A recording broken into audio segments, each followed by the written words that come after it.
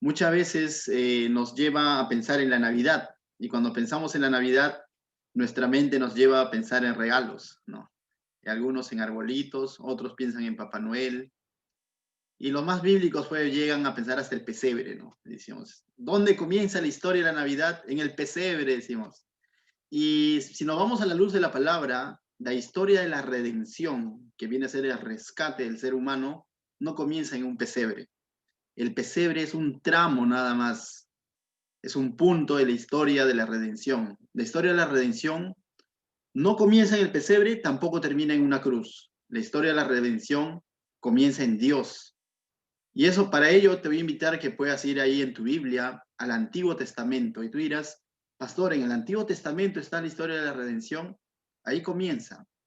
¿Y sabes qué, en qué libro? En uno de los libros más antiguos, el Génesis, el primer libro de la Biblia. Entonces, te invito a que juntamente podamos leer Génesis capítulo 3, verso 15. Vamos a ver este punto muy interesante. Ya que el Antiguo Testamento, los profetas también del Antiguo Testamento, nos hablan del nacimiento, de la muerte, de la resurrección y de la segunda venida de Jesucristo. Todo el Antiguo Testamento está plasmado de esto. Todo ello apunta a lo que Cristo iba a hacer por la humanidad, a lo que ya hizo en la cruz, pero también habla de su resurrección y habla de su segunda venida. Y muchos de estos pasajes del Antiguo Testamento, incluso muchos de los profetas dan detalles que Cristo lo cumplió cuando vino. Lo cumplió mucho de ellos a exactitud en tiempo y en detalles, ¿no? Y todavía hay una parte de la profecía del Antiguo Testamento que está por cumplirse. Aún no se ha cumplido todo.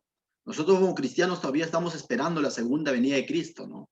El cual habla el libro Apocalipsis. Pero hoy vamos a ver el comienzo o el inicio de la historia de redención, viendo desde ese punto de vista. Y como te vuelvo a decir, esto ha sido anunciado desde mucho antes. No fue anunciado solo por un ángel o a los pastorcitos que estaban en Belén, no. Esto fue anunciado desde el Génesis. ¿Estamos todos ahí entonces? Génesis capítulo 3, verso 15. Te invito a que podamos leerlo juntos, dice. Y pondré enemistad entre ti y la mujer, y entre tu simiente y la simiente suya. Esta te herirá en la cabeza y tú le herirás en el calcañar. La pregunta es, este pasaje, lógicamente, es el que está hablando en este texto es Dios. La pregunta es, ¿a quién le está hablando? ¿Está hablando a Eva? ¿Está hablando a Adán? Y si tú retrocedes un versículo, te vas a dar cuenta que le estaba hablando al mismo Satanás. Dios hablando a la misma serpiente. Le dice, y pondré enemistad entre ti y la mujer, y entre tu simiente y la simiente suya, dice, esta te herirá en la cabeza y tú le herirás en el calcañar. Cuando vemos este pasaje en el contexto original en el que fue dicho, vamos a encontrar vamos a encontrar el mensaje correcto de lo que quería decirnos este pasaje de Génesis 3, verso 15. Previo a esto está Génesis 1, Génesis 2. ¿Y de qué nos habla Génesis 1? Muchos de ustedes ya lo conocen, ¿no? A ver, alguien que podría decir de qué habla Génesis 1. Génesis 1 nos habla de la creación. Cierto, en Génesis 1 nos habla de la creación. Y dice que esta creación, por así resumirlo, era buena. Y cuando Dios crea al hombre, dice, era buena en gran manera. Cuando Dios crea al hombre, dice que era buena en gran manera. Entonces, hasta ahí todo bien. Dios, por amor, decidió crear todo lo que existe.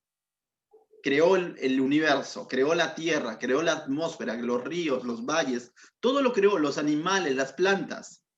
Y en su último día, crea al hombre y lo crea a su imagen y semejanza para poder relacionarse con el hombre, para poder tener una comunión de amor con el hombre, ¿no? Entonces, pero a este hombre, a quien Dios dice que era bueno en gran manera, es decir, Dios se lució con el ser humano, le da una instrucción, y ahí estoy introduciendo varón y mujer.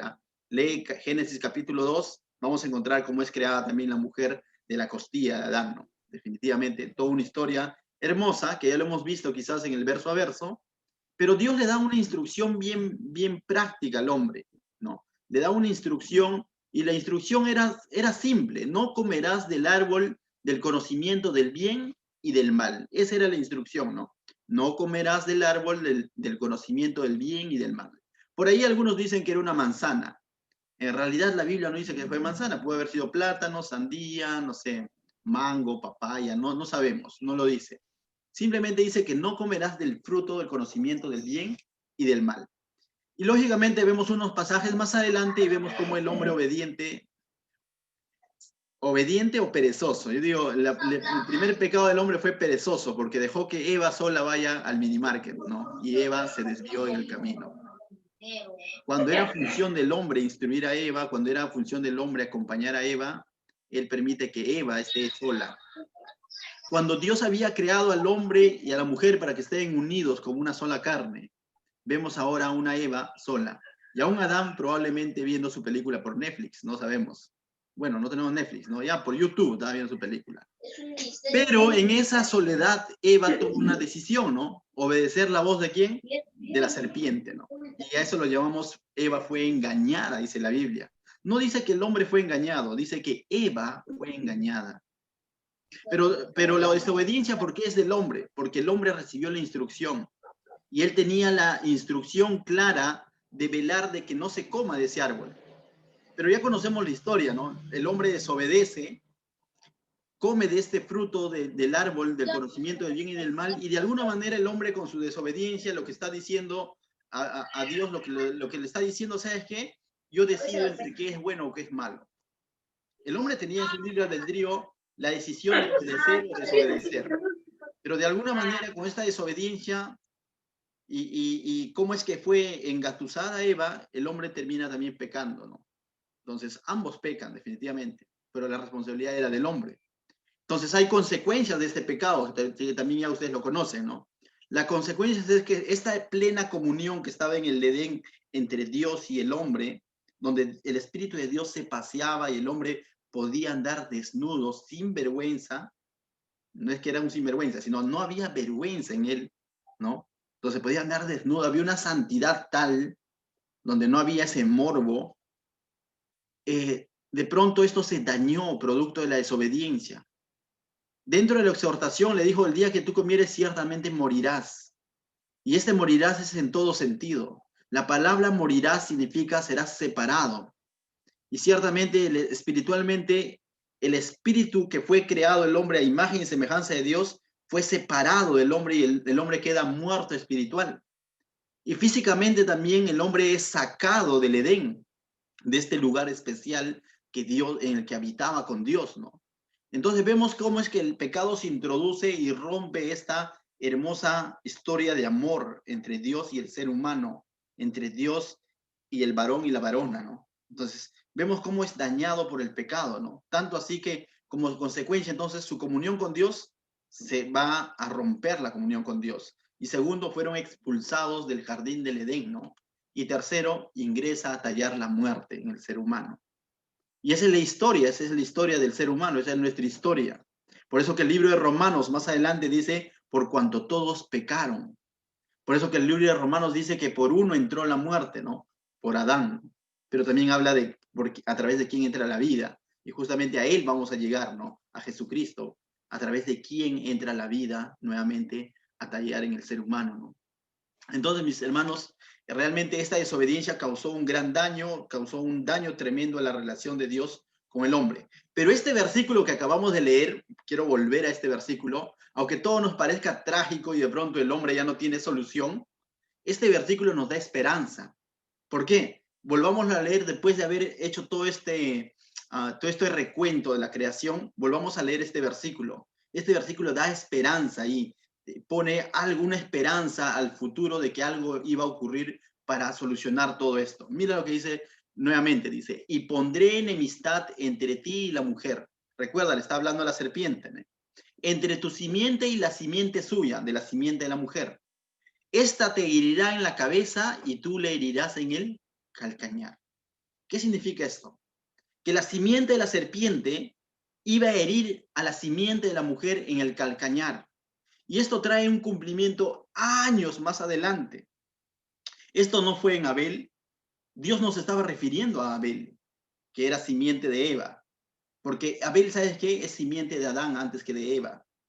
Iba a venir uno que iba a ser simiente de la mujer, pero que iba a ser engendrado por obra del Espíritu Santo. Y esto entonces nos está empujando a mucho más adelante, ¿no? Esto va a tener su cumplimiento muchos años más adelante. ¿En quién? En Jesucristo. Mira lo que nos dice el libro de Mateo, búscalo ahí. Mateo capítulo 1, si no me equivoco, bueno, Mateo 1, ¿sí? Verso 26. No, 26, estoy mal yo. Lucas, disculpen mis hermanos, Lucas capítulo 1 es.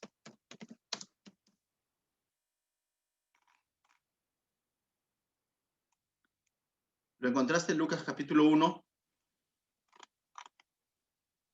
Sí. Lucas capítulo 1, mira lo que dice el verso 26. Y tú vas a decir, como que te vas a dar cuenta cómo miles de años después, lo que nos dice Lucas capítulo 1, verso 26, dice, al sexto día, dice, os digo, al sexto mes, el ángel Gabriel fue enviado por Dios a una ciudad de Galilea llamada Nazaret, a una virgen desposada con un varón que se llamaba José, de la casa de David, y del nombre, dice, el nombre de la virgen era María, ¿no? Se le decía virgen justamente porque era una mujer casta que no había tenido todavía un encuentro con José, ¿no? Estaban desposados. Para aquel entonces, desposados era como haber pedido la mano, pero tenía un valor mucho mayor que el de hoy en día. Hoy en día pedir la mano tiene un valor moral, pero no tiene un valor legal, ¿no? O sea, dice, ya pidió la mano, ya son novios. Tiene un valor moral, ¿no es cierto? Que da cierta seguridad, pero no legal. Pero aquel entonces el estar desposado tenía un valor legal. Prácticamente ya era a puertas de en algún momento consumar ese acto y vivir juntos. Pero cuando estaban desposados, todavía no había un encuentro entre ellos íntimo, por así decirlo. Entonces por eso se le llama a la Virgen María. Entonces no había tenido contacto con José. 28 dice, y entrando el ángel en donde ella estaba, dijo, salve, muy favorecida, el Señor es contigo, bendita eres entre todas las mujeres. Pero mira que esta bendita eres entre todas las mujeres no es porque ella era bendita en sus méritos. Mira lo que dice la Biblia. 29. Mas ella cuando le vio se turbó por sus palabras, dice, y pensaba que dice ¿qué saturación es esta? Entonces el ángel le dijo, María, no temas porque has hallado gracia delante de Dios. Ahí está la clave del asunto. María no había un mérito en ella. O sea, si bien es cierto, era virgen porque no había llegado a consumar todavía el matrimonio, sí, pero cuando le dice bendita eres entre todas las mujeres, lo que le está diciendo, qué bendecida eres entre todas las mujeres de haber sido escogida. Y por eso dice el verso 30, no temas porque has hallado gracia delante de Dios. Es decir, Dios te está viendo con gracia. Que incluso el llamado de María o el ser usado como la futura o la ya madre de Jesús, ¿no? Para que se cumpla justamente esta profecía de Génesis capítulo 3, verso 15, que de la simiente de la mujer, de la semilla de la mujer, iba a venir alguien que pisaría en la cabeza a la simiente de la serpiente. Definitivamente tenía que Dios introducir a Jesucristo aquí a la tierra. Y por eso que Juan dice que Jesucristo era antes que él, que existía antes que él, aunque en edad, humanamente hablando, era menor que él, aunque viene después de mí, decía Juan el Bautista, aunque él era antes que yo. Entonces, este es un acto milagroso que Dios está haciendo para introducir justamente la simiente que iba a vencer a la simiente de la serpiente. Y lo iba a hacer a través de quién? De una mujer, tal como lo había profetizado en Génesis capítulo 3, verso 15. Entonces, sigamos leyendo, verso 31 de Mateo, de Lucas, dice, y ahora concebirás en tu vientre y darás a luz un hijo, y llamarás su nombre, ¿qué dice? Jesús. A propósito, Jesús significa Salvador, ¿no? Este será grande y será llamado Hijo del Altísimo, y el Señor Dios le dará el trono de David, su padre. Es decir, va a tener un trono, va a ser un rey, va a ser hijo del Altísimo. Y tú dices, pastor, pero Jesús murió en una cruz, o sea, cronológicamente hablando, ¿y dónde está su trono? Porque no lo veo reinando. El que esta profecía del cual está hablando aquí ha tenido su cumplimiento una primera mitad. Pero también el libro de Apocalipsis y otros profetas del Antiguo Testamento nos hablan que Jesucristo va a volver a reinar y para siempre, que su trono va a ser eterno, ¿no? Entonces, eso está por cumplirse.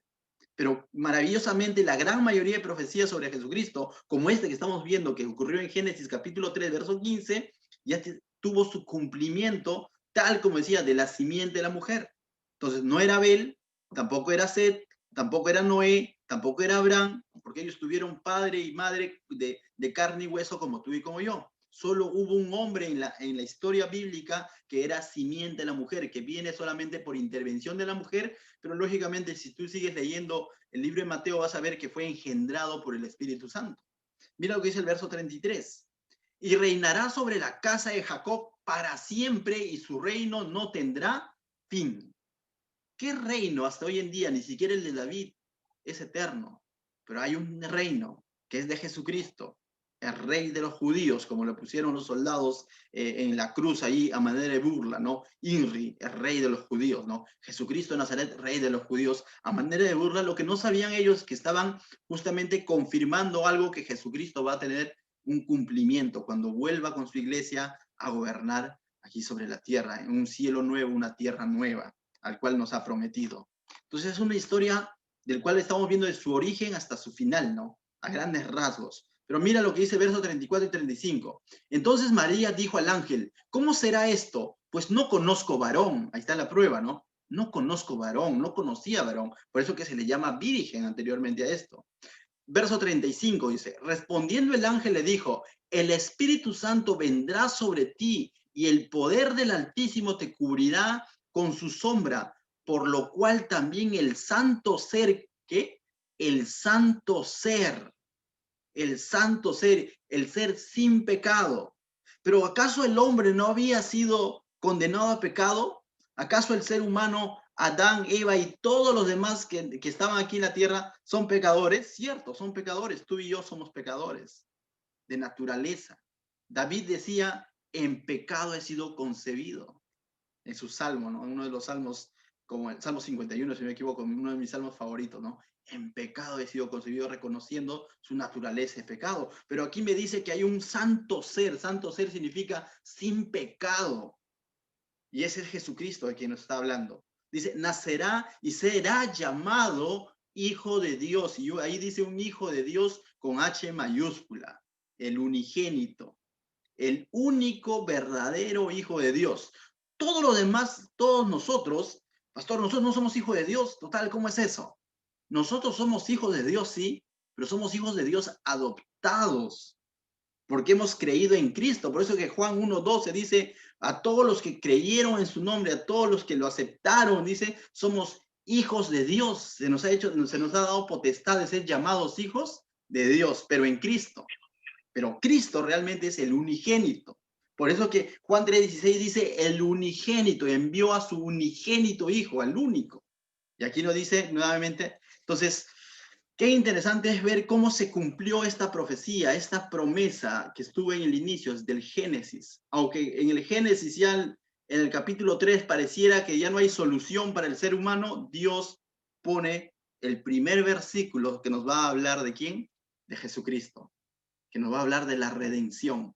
Entonces te hago una pregunta, mi hermano. ¿La redención comienza en un pesebre? No. El pesebre es parte de esta historia. La redención comenzó en Dios mismo, proveyendo a su simiente, proveyendo a Jesucristo, anunciando la venida de Jesucristo. Entonces, la entrada de Jesús fue a través de una mujer, definitivamente fue a través de una mujer, pero como cumplimiento de esta profecía, ¿no? Entonces, ahora, esta profecía que fue dada, lo conocen muchos estudiosos, lo conocen como el protoevangelio, el antes de, el anticipo del evangelio. Recordemos que el evangelio es las buenas nuevas de Jesús, pero desde ahí se le conoce como el antes del evangelio, ¿no? El protoevangelio. Y esta misma simiente va a tener toda una línea bíblica a través de toda la Biblia. De esta simiente se va a hablar a través de toda la Biblia hasta llegar a Jesucristo. Ve a tu Biblia, Génesis capítulo 12, verso 3. Te va a recordar a un hombre llamado al padre Abraham, ¿no?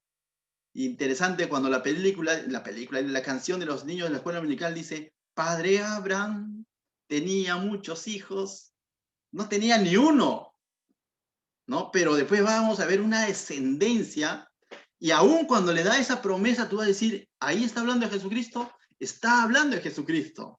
Continúa la historia de la redención, continúa la promesa hecha, o la profecía, si quieres decirlo, hecha en Génesis capítulo 3, verso 15, va a continuar. Búscalo, Génesis 12, verso 3, mira lo que dice.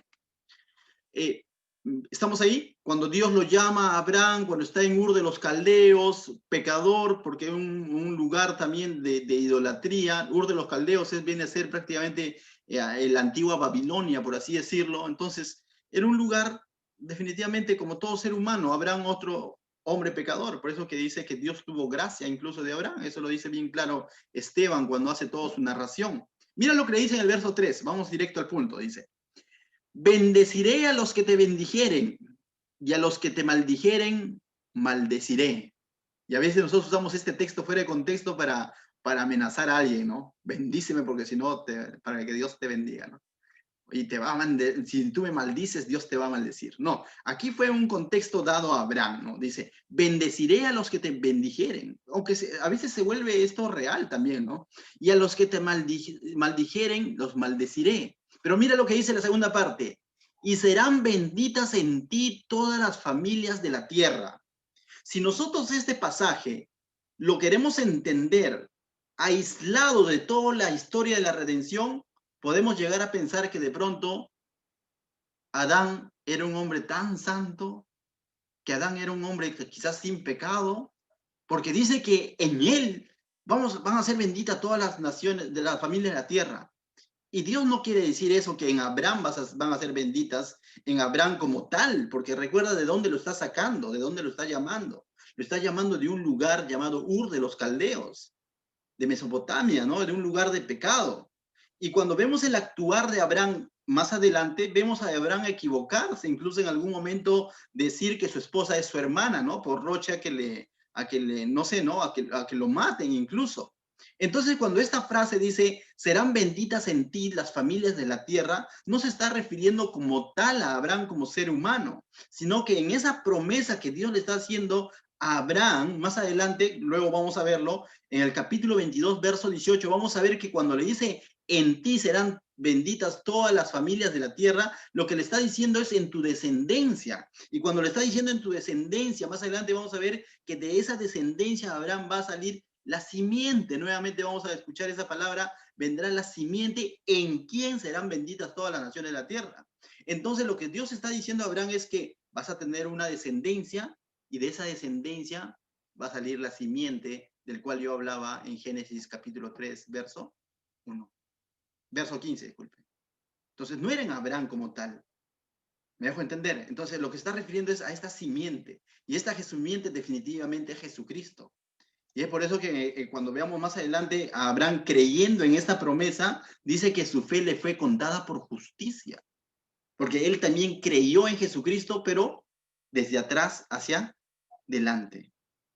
Vamos a ver luego en Isaac diciendo la misma promesa.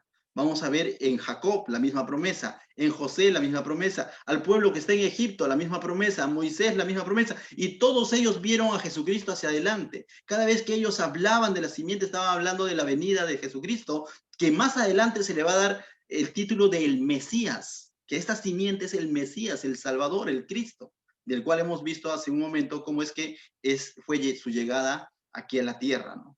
No fue como, no sé si ustedes han visto la película Terminator, la antiguaza, pues esa es que vendía el hermano Luis, donde de pronto aparece una luz, rayos y todo, y Terminator aparece ahí, ¿no? Así todo desnudo. Y pensamos que Jesús vino así. No, Jesús vino cumpliendo algo establecido por Dios, de la simiente de la mujer. Eso explica por qué nació en un pesebre y todo lo demás. Tenía que nacer. Tenía que ser humano, se hizo hombre, se hizo carne. Entonces, mis hermanos, qué interesante es poder ver esta historia, ¿no? Entonces, la pregunta es, ¿cuál es la bendición, no? ¿Cómo es que de pronto serán benditas todas las naciones, no? ¿Cuál es la bendición? Como te vuelvo a decir, si pensamos solo en Abraham, definitivamente no vamos a encontrar la bendición nosotros, peor todavía, ¿no? ¿Cuál era la bendición? ¿Qué daño se había causado hasta aquel entonces? 3 daños, hasta más quizás. El hombre estaba en su comunión apartado de Dios, sacado del Edén, lo expulsaron del Edén. ¿Y qué más? Estaba muerto en sus delitos y pecados. Entonces, cuando Dios dice ciertamente, en ti o en tu simiente serán benditas todas las familias de la tierra, se está diciendo justamente, volverán a tener comunión con Dios, serán librados de la muerte y tendrán vida eterna. ¿Y qué más?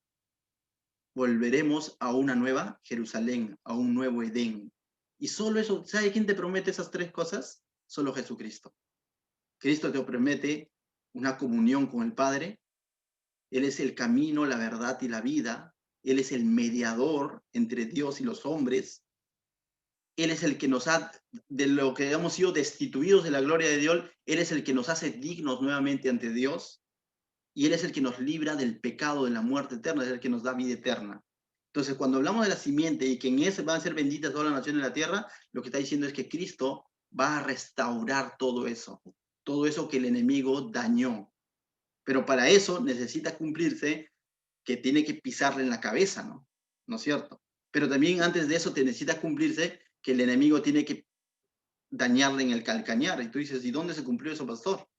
Cuando Cristo vino a una cruz, ciertamente, aparentemente, fue herido y ciertamente murió, pero viéndolo así, murió literalmente, pero viéndolo así objetivamente, dice que él al tercer día resucitó.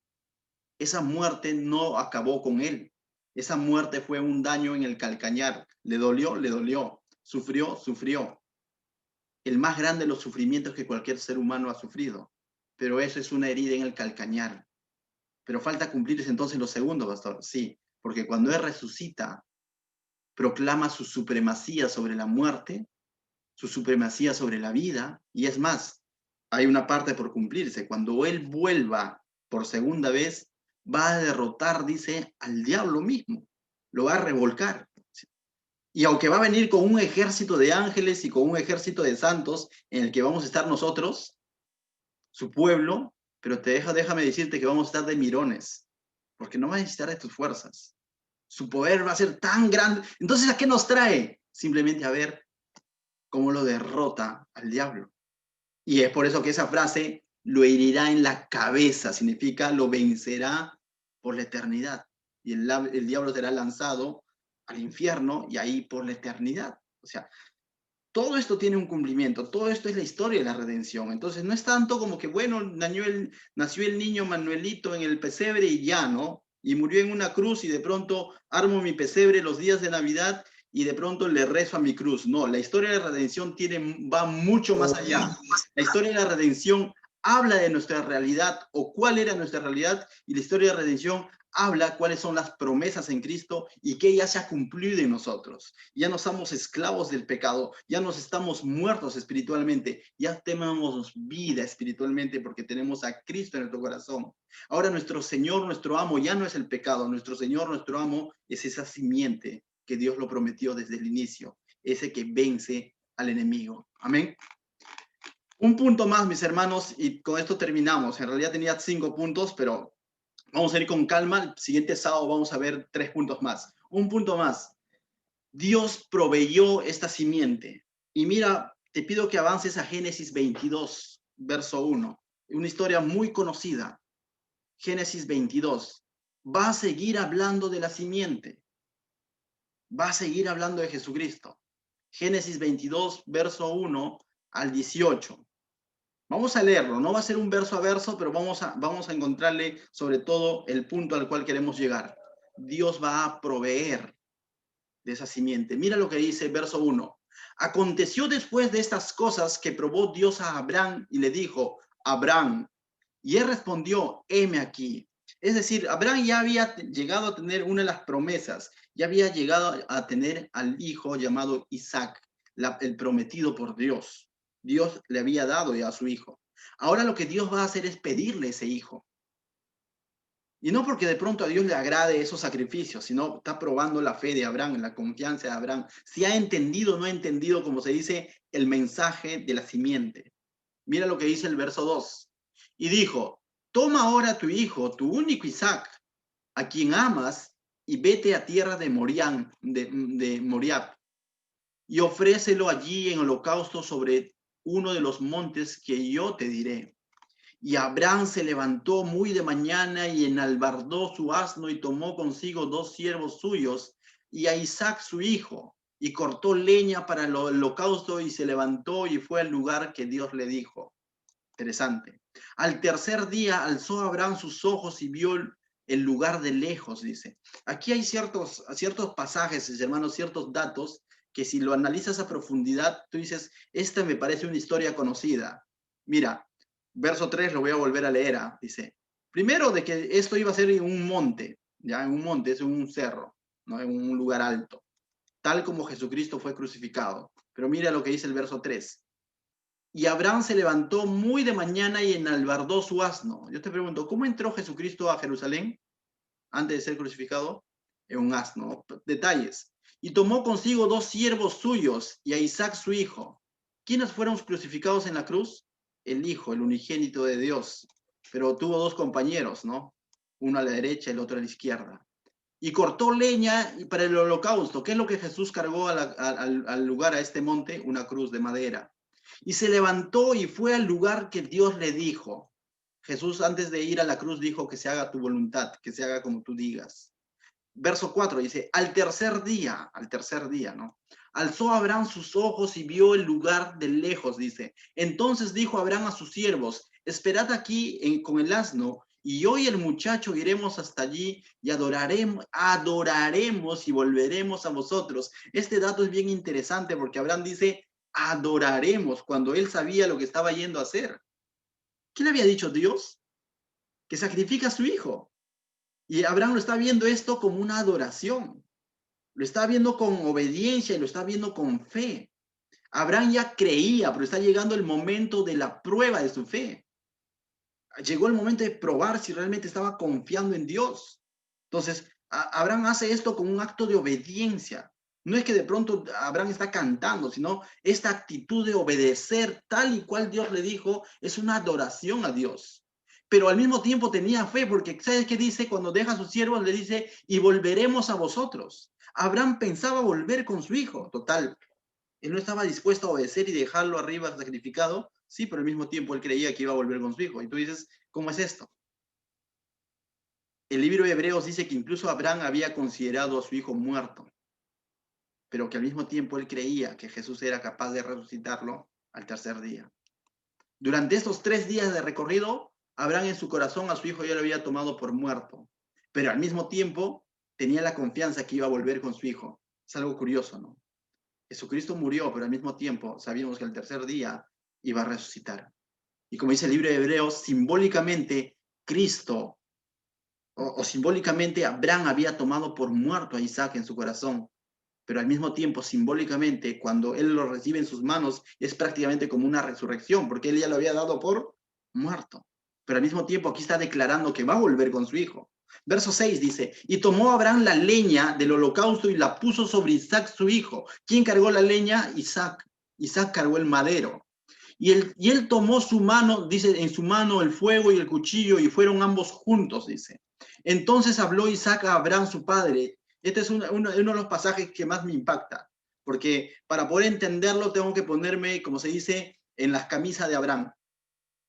¿Te imaginas a tu hijo que te diga lo siguiente? Entonces habló Isaac a su padre Abraham. Yo, como te digo, de alguna manera me identifico y digo, es como que estoy yendo con mi hijo Jacan y me dice, Padre mío. Y él respondió, heme aquí, hijo. Él le dijo, he aquí el fuego y la leña y más. ¿Dónde está el cordero para el holocausto? El hijo le está preguntando, ¿dónde está el cordero? Abraham sabía que el cordero, ¿quién era?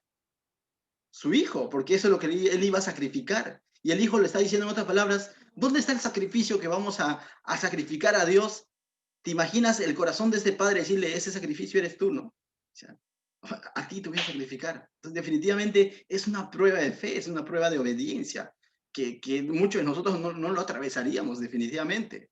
8. Y él respondió a Abraham, y esto es lo que me impacta. No dijo, eres tú, tampoco dijo, bueno, no sé. Lo que él dijo, Dios se proveerá de cordero para el holocausto. Lo único que sabía Abraham era que Dios se proveerá de cordero. El que estaba desconfiando en que Dios es el que está haciendo las cosas y que Dios va a proveer de cordero. En este caso, ciertamente se va a cumplir de que Dios se proveyó de cordero. Pero esto está apuntando a algo más allá, a otro cordero, al cual más adelante Juan hablaría.